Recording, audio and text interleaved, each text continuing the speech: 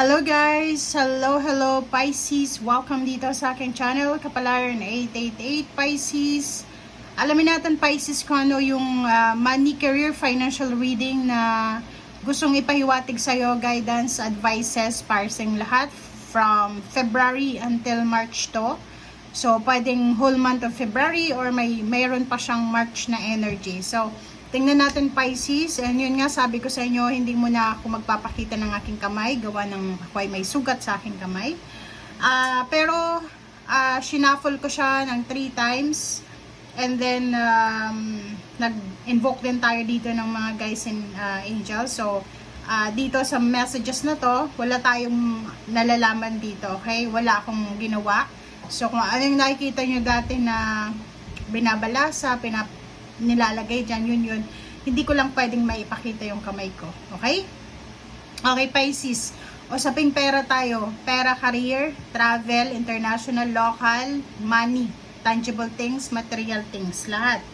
Okay. So, first card mo dito is answers. Answers. So, this month of February, March, posibleng meron ka ng kasagutan. Saan? Hanapin natin dito. Dito. Or pwede dito, okay? So, pwedeng sa 5 of coins ka dito. Siguro may mga Pisces dyan sa inyo na may mga financial problems, or siguro marami kayong mga kailangan na isettle na finances, or pwedeng may mga problema kayo sa trabaho, yung iba napapagod na sa trabaho, hindi masyadong maganda yung revenue ng business, yung iba naman tinatamad, wala sa focus, parang ganon. So, etong 5 of coins na to is pwedeng pinagdadaanan mo to sa ngayon or napagdaanan mo na siya several months ago.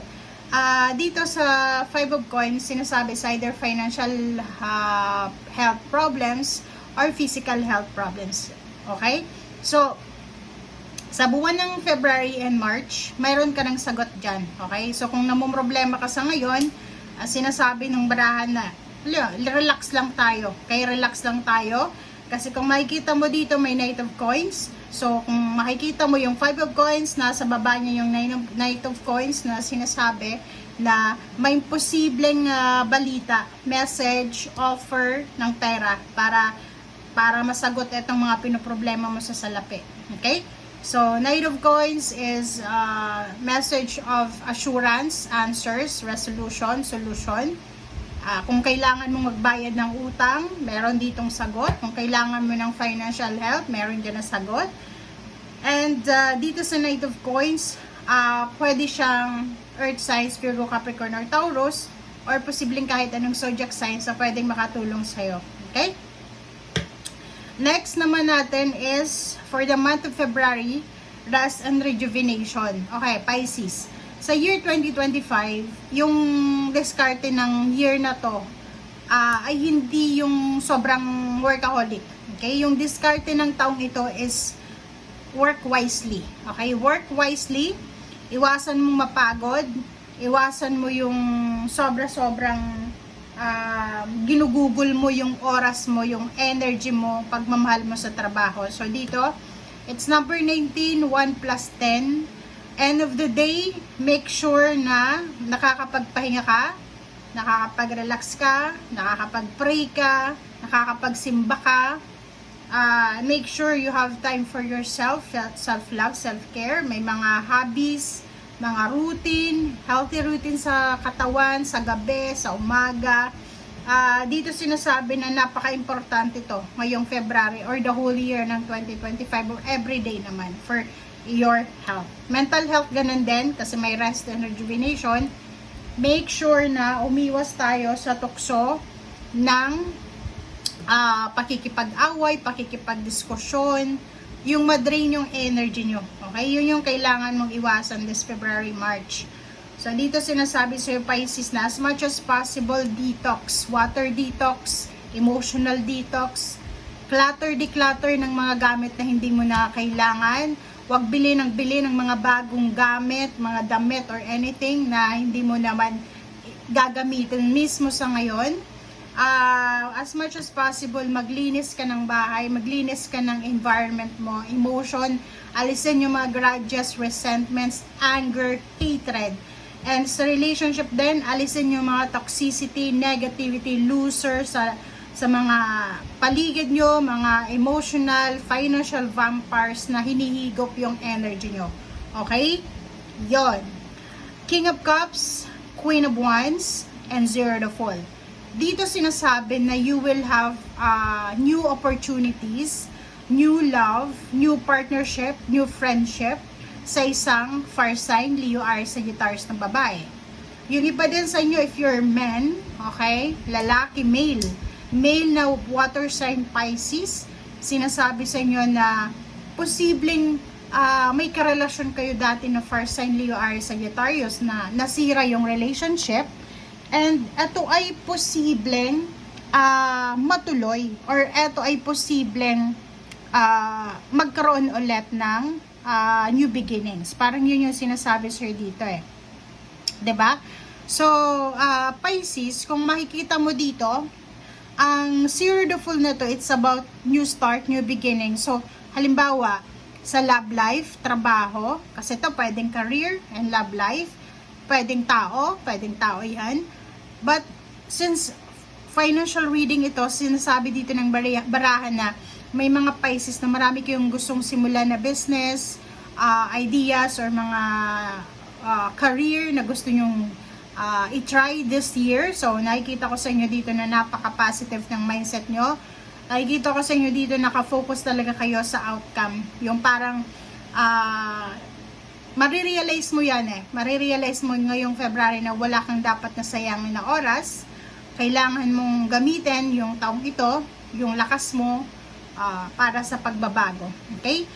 Queen of Swords yun. Yung Queen of Swords is a confirmation that talagang dire-diretso na yung purpose mo. Yung parang kung ano yung sisimulan mo by the month of February or last month ng January, tuloy-tuloy ito hanggang sa mga susunod na taon, 26, 27, 28.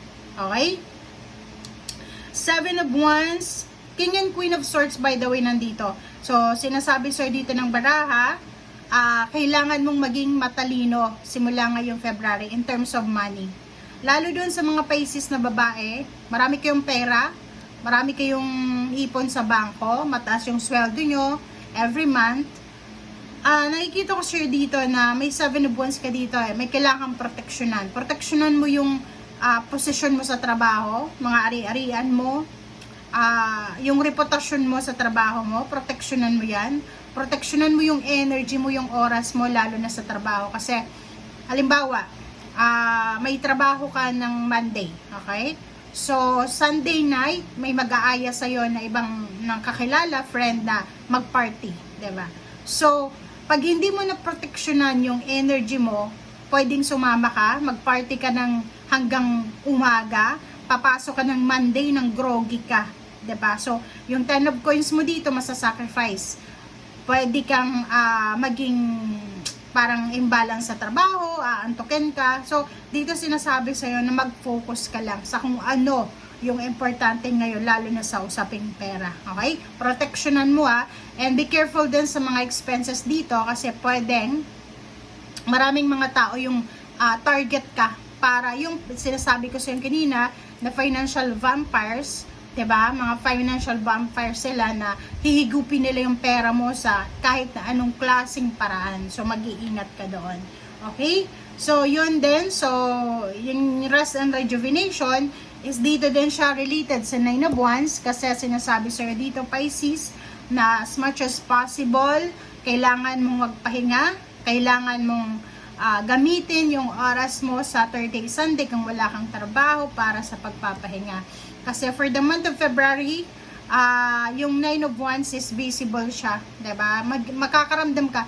Normally kung lalo na kung nasa Europa, nasa malamig na country, Canada or nasan ka man ngayon na malamig pa sa ngayon, sinasabi dito ng 9 of Wands na talagang yan yung mararamdaman mo. Ito yung time para maramdaman mo. Normally pag winter, 'di ba?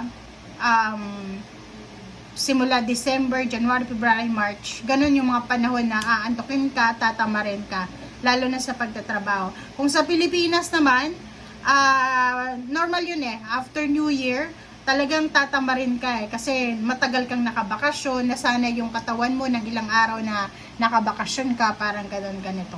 Okay? So, and this month of February, nakikita ko wala ka namang masyadong poproblemahin sa pera kasi normal yung flow ng money sa buhay mo. Kung magkano yung kinita mo last month, medyo kakonti lang siguro for the month of February dahil sa tinamad ka, 'di ba? Parang ganun. So, dito sinasabi ng bara sa iyo na sa usaping pera, zero the full, marami kang pwedeng simulan, marami kang pwedeng gawin para makapagsimula ng bagong buhay. And yun nga, kung makikita mo dito sa King of Cups, kailangan mong maging